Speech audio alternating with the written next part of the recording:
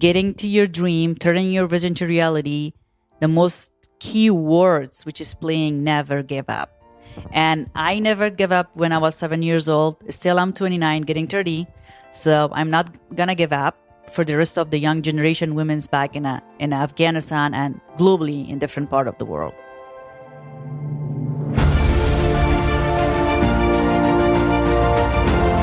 Hello and welcome to the Daily Helping with Dr. Richard Schuster. Food for the brain, knowledge from the experts, tools to win at life. I'm your host, Dr. Richard. Whoever you are, wherever you're from, and whatever you do, this is the show that is going to help you become the best version of yourself. Each episode, you will hear from some of the most amazing, talented, and successful people on the planet who followed their passions and strive to help others. Join our movement to get 1 million people each day to commit acts of kindness for others. Together, we're going to make the world a better place. Are you ready? Because it's time for your Daily Helping. Thanks for tuning into this episode of the Daily Helping Podcast. I'm your host, Dr. Richard. We are here in Atlanta, Georgia at the Athlete's Voice event. This is a series of podcasts. This is going to be Kawser Amine today as our special guest. Really fascinating story. Usually when I read somebody's bios, I go through all of the crazy things they've experienced. I will tell you this is a powerful and remarkable woman who's funded the Women Leadership and Women's Soccer Club at the American University of Afghanistan and is working to change the world through soccer. I can't wait for you to hear her story. Kawser, welcome to the Daily Helping. It is great to have you here. Thank you. Thank you so much for inviting me to your amazing podcast and helping me to amplify my voice. I am Kawser Amine, correct, national soccer player from Afghanistan, women national soccer team. I am founder and CEO of Women's Solidarity for Peace and Leadership nonprofit and a mini soccer academy based in San Francisco, California. I am here today in Atlanta attending Athlete Voices event. I'm a fellow and love to be here among these all athletes and foundations. A lot of opportunity to explore, find myself more helpful for the communities. I'm so excited to hear about all of the things you're doing in the world, but I want to go back and I want to hear your story because I know it's powerful. I know it because I got to hear it before this, but I'm excited for you to share your journey with my audience. So take us back and tell us what put you on the path you're on today. Mm-hmm. Yeah, cool. I just want to say a very inspiring word at the very beginning.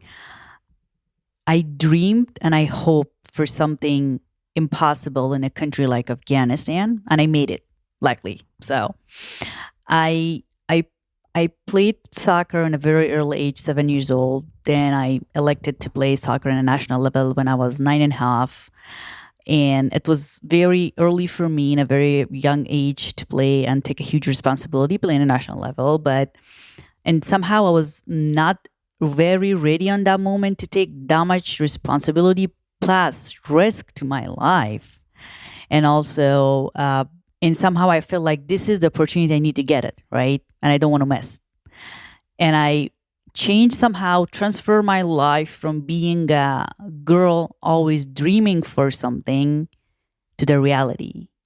Through soccer power, I was able to change my life. I impact myself. I found myself a very helpful person, someone that always dreamed for change maker, young woman from Afghanistan, trying to drive change in the world through women's power, through sport. And what does drive me to here today, in this position?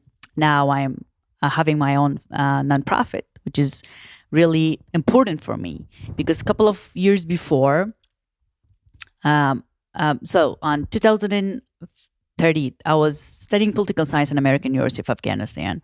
When I graduated from school, I started studying political science at American University of Afghanistan. I was getting involved with being a very active student in the campus because there was a lot of opportunity at that university.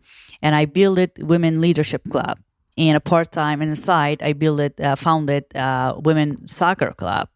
And trying to give this message to the community through American University of Afghanistan that girls could get more engaged to the sports, to soccer, and trying to change the culture, the people's mentality that girls cannot play soccer. And that was the starting point for me that I could do something in the community. But later on, when the attack happened in American University of Afghanistan, a lot of our fellows and professor has been killed, and you got a threat letter that they're targeting us outside of the campus through Taliban. And I was not feeling safe at the moment because I was a young mom. I had 1 year old daughter, and I was trying to be alive and stay safe for my family. I had too many responsibilities in the moment, and I was stopped going to AUF campus, and I just transferred my credit back to India, the ISBM, International School of Business and Management in New Delhi. And I got my bachelor luckily from general management, and I have my specialization in international relation. And I'm studying my sport philanthropy with George Washington University. And that was a educational transformation from me, transferring me from a athlete to being educated woman, because I found with myself being an athlete, just by being an athlete, it's not gonna help me more.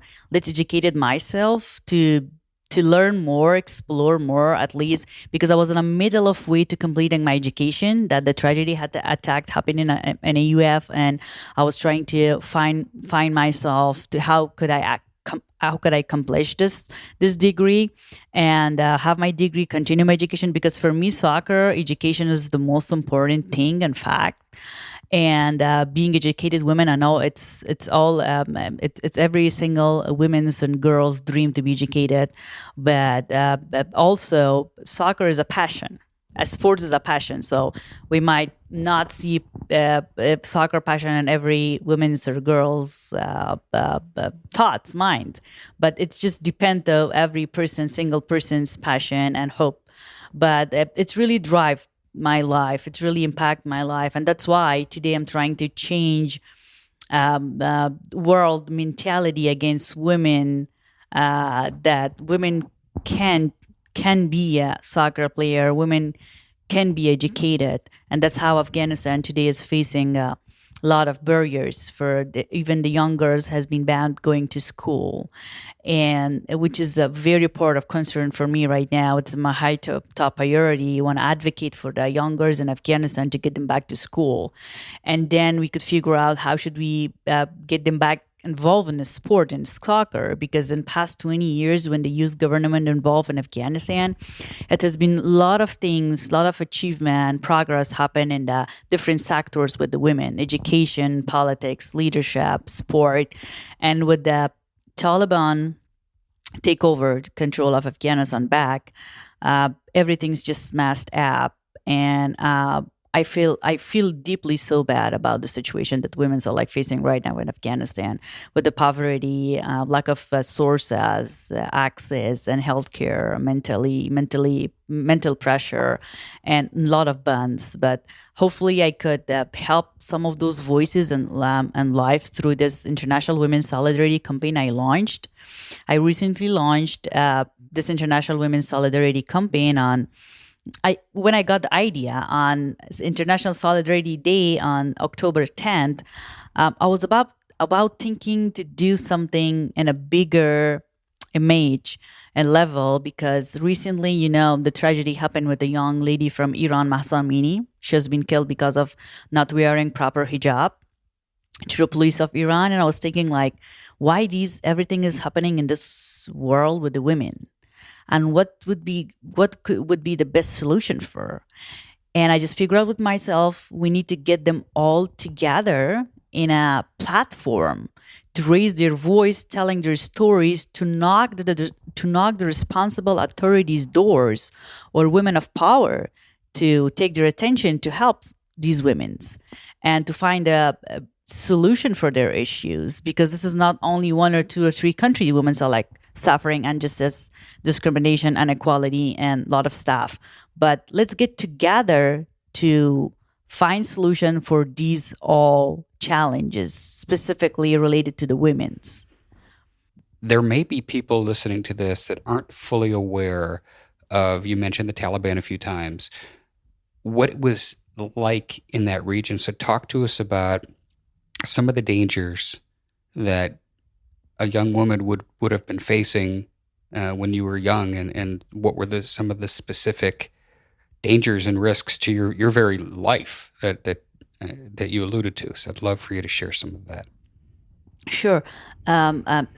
Before 1997, before the, I'm just mentioning this part in my book, which is publishing in January, as a part of my life story. Before 1997, before the Russia's involvement in Afghanistan, Afghanistan was like the most democratic country, and they believed in women's rights, and everything was like fine. And even when I'm watching looking to my mom's picture, everything was totally different, not comparable to the current situation, to the current Afghanistan. And when the Russian involved, then the Taliban came, regime changed, war began in a country. Then later on, after 11 September tragedy, U.S. government involved in Afghanistan. Everything's just changed. But the most part of the community always has been hurt through this all through the war, or the everything's around is only women's in Afghanistan. And it has been after the war began, the first time when the Taliban regime came. So since that time, women's lost their access to their fundamental rights. And then the youth involvement, and everything's get back settled to the normal but now it's the second time that they're taking the power, and they're still relaying to their mentality, still believe on their previous mentality. Still, they're not believe that world is changed. And how? Because they personally not believe in women's power. And at the moment, last year, when they took over of Kabul, the capital, I started a campaign. It's called Stand for Girls' Education in Afghanistan, because I knew that Taliban is against girls' freedom, and the most important fact, education. I just started that campaign. Through that campaign, I got very viral, and I had a lot of media attention, like from local international news channels. They're trying to interview me, joining a lot of panels, podcasts, and sharing my statement. As an athlete, as a woman rights activist, educated woman from Afghanistan, I was trying to just spread my words out to world to listen, to pay attention to the women's right, because this is under risk right now. But this has been always challenging for me and risky thing for me to walk into the soccer ground, or to go to attend school, even much risky when I decided to study political science in a first U.S. private school or college to Afghanistan. And you mentioned, while you were at the American University, this tragedy. So give us the time frame, the context. The Taliban came in. Tell us about that, what that was like being a student during that. Yeah. So luckily, on that day, I was at home because I never had a class on that day. And my home is so close to the AUF campus. It's in the same city, so close, like 5-minute drive. And I heard like a shooting sound, and all the police is going, and fire attack, a lot of stuff. The police are like blocking the streets in the city. Everything is happening unnormal. I just get into the news, and I just saw like, wow, my friends were like texting, saying like, hey, Kawser, where are you? I'm saying like, I'm at home. What's wrong? They said like, are you in a campus? I'm saying like, no, I'm not campus. They said like, hey, do you know Taliban attacked? And I'm saying like, what? I just started to get into the news and trying to see and trying to find my friends. Nobody was responding on the moment because Taliban just attacked the campus. They just trying to go to the main building, which is the office of the president, assistant secretary, board of treasurer, all our people, and they're trying to kill some of the student, and trying to make a very tragedy moment among the people, the students in the campus, and a lot of students trying to escape and hide into the restroom, kitchen, cafeteria, anywhere.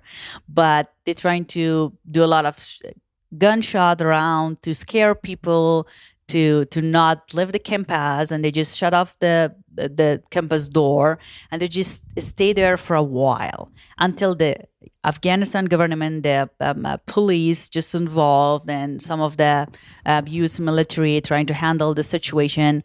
The war just like the fire guns and other stuff just continued for about more than 10 hours, and it just took whole night, close to the morning at the midnight a.m. So the police successfully trying to handle the situation and just kept some of those Taliban and just clear the campus out and send everybody out home. But I'm very disappointed because I personally lost some of my good friends on that tragedy attack. And one of our young professor, well-educated Professor Najibullah, he studied political science in America, and he left in America. He just came to Afghanistan with a different mentality to help his community, but he just killed in a very early age, like 37 years old. And some of my friends, very young, studying business, IT, some of them political science, and I still missing and feeling very bad for them when I'm remembering. And that's why AUF brand is very important for me. And I have too many stories out from there. And I have good story versus very, very disappointing and heartbreaking. So.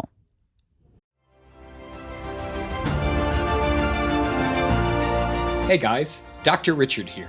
For the past 7 years, I've been privileged to bring you incredible guests who are changing the world and can help you become the best version of yourself. I'm really excited to share with you a new quiz that I created based on my clinical training that will curate for you a custom list of my top episodes and actionable strategies to help you wherever you are on your journey. All you need to do is go to drrichardschuster.com to take it, and it's 100% free. You'll be taking the next step on the journey to unlocking the power of you, and I can't wait to see where you'll go.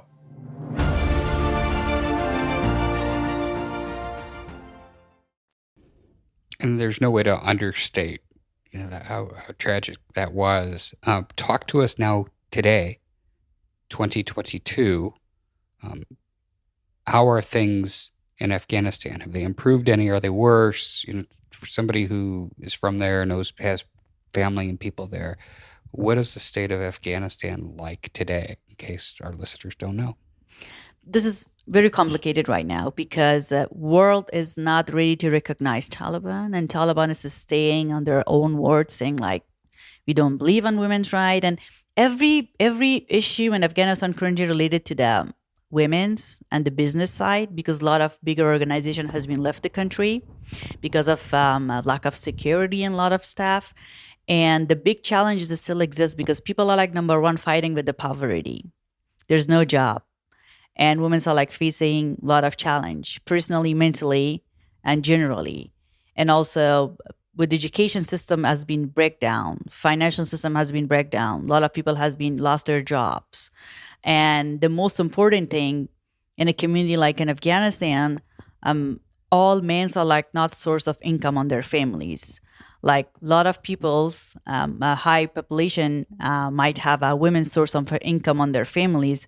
Once the Taliban regime came, they just stopped women to go work outside in a same environment with the men's, and now there's no source for them to support their family, to feed their families. And they protest. They came to the street to fight against this mentality, but still world is not listening. And I feel like world is still deaf and blind, not seeing women's pains, not hearing women's voices. And through this International Women's Solidarity Campaign, as I mentioned earlier, I just want to give them an equal voice to the world to listen, because it has been 1 year ago since the Taliban took over of Afghanistan, and nothing has been changed. Even it get worse. With the Qatar government involvement, I just want to be really positive that they're trying to be involved to support women's as a Islamic country. And because Qatar was like host for this all discussion in past 9 years, peace discussion through U.S., Taliban, and some neighbor country, and they really believe to bring peace back on Afghanistan, to access women, to help women to get access back to their fundamental rights, which is a very good thing. But there's no time limit or frame when it could happen. This is ongoing advocacy effort going on in the ground. And hopefully everything's changed with this World Cup, which is happening soon in less than 10 days. And this World Cup is very important, have a very sensitive messaging to the world. And I hope it could be this World Cup could take a position to change the environment, a lot of things to Afghanistan and in Afghanistan too. Terrific. You've alluded to it a couple of times, but I really want to shine a light on the work that you're doing. So your organization, tell us exactly how it's using sports, soccer in particular, to help amplify the voice of these women in Afghanistan. Exactly, because it's all linked. It's all connect. And I know it's really important fact, but it doesn't matter if I'm advocating for all women in Afghanistan through my background, which is I'm a soccer player, but I'm a women's rights activist. It just take my attention to the women's life. And I just want to repeat, education and sport is the most important fact for me for women's life. And freedom of speech is also another way that young generation just learned recently in Afghanistan. That's how they're coming. Young women are like coming to the streets and protest and fighting for their rights. Before, it wasn't the same. And now they know, they're well educated, they know what's going on, they know how to fight for their rights, but still they need some support from international governments, communities, organizations to support their voices. Because by hearing their voices, supporting their voices, then I might be able to help and amplify and support them directly. I'd love for you to tell us a story of what happened to you when you were 7 years old and you never gave up. Yeah, because when I was 7 years old, me and my sister, she's 2 years older than me, we played soccer at home. We was trying to scroll a cotton to make a circle, like a ball, and played with each other. One day my mom came and asked, like, hey, you guys love play soccer? And I was saying, like, yeah, but let's see, I'm not sure. My mom said, like, okay, good, cool. When I was on second grade, my mom said, like, okay, I will get you to school soccer team. I will gonna enroll you both to the school soccer team. She enrolled us, and we played for 5 months. And one day, our principal came to my mom and said, like, hey, these both girls are like playing very well. I want to nominate them for the national soccer team election, which is happening next year, same time. Would you agree to nominate these both girls, your daughters? My mom said, like, sure, why not? But I just want to know if they're ready to. The coach said, like, no, they have plenty of time. I will coach them and get them ready. But I see they have a passion. When they have a passion, it means they will direct themselves to the right direction to get to the national soccer team. So we went next year to the competition, and we just selected. And the very disappointing, heartbreaking thing for me here is because on the moment they just announced our name that we selected for Afghanistan Women's National Soccer Team, I saw proud and passion, love, a lot of things in my mom's, the people's around that they were on that tournament. But it was really hard for me. I was not able to express those all greatest feeling inside my heart with everyone. It was like a silent kill. And that's how in a very early age, like 8, 7.5, 8, 9, I get inspired what does it mean to a woman, to a child, when they're not able to express their words, their feeling. And that's how I get inspired through the lot of challenges around me, to be more tough and to believe on myself, to do whatever I believe in. Kawser, the work that you're doing is so important. I want to wrap up by asking you a question. I ask everybody who comes on the show, and that is, what is your biggest helping, the one most important piece of advice you would like to give somebody who's listening to our conversation today? Yeah, cool. It has been always, but it will with me, sticking with me always. Never give up. Nothing is impossible in this world. By dreaming big is not your fault, but getting to your dream, turning your vision to reality, the most key words, which is playing never give up. And I never gave up when I was 7 years old. Still, I'm 29, getting 30. So I'm not gonna give up for the rest of the young generation, women's back in Afghanistan and globally in different part of the world. Kawser, thank you for sharing all of that, your journey, your story, the work that you're doing in the world today. Tell us where people can find out about your organization online and contribute to make a difference. Cool. It is in my website. My website called Women's my nonprofit called Women's Solidarity for Peace and Leadership.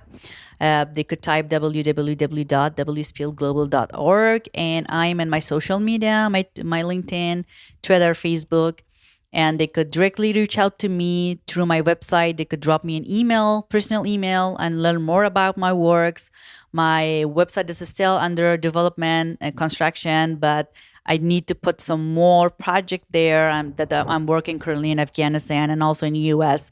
But I appreciate all comments, ideas, voices from peoples around the world.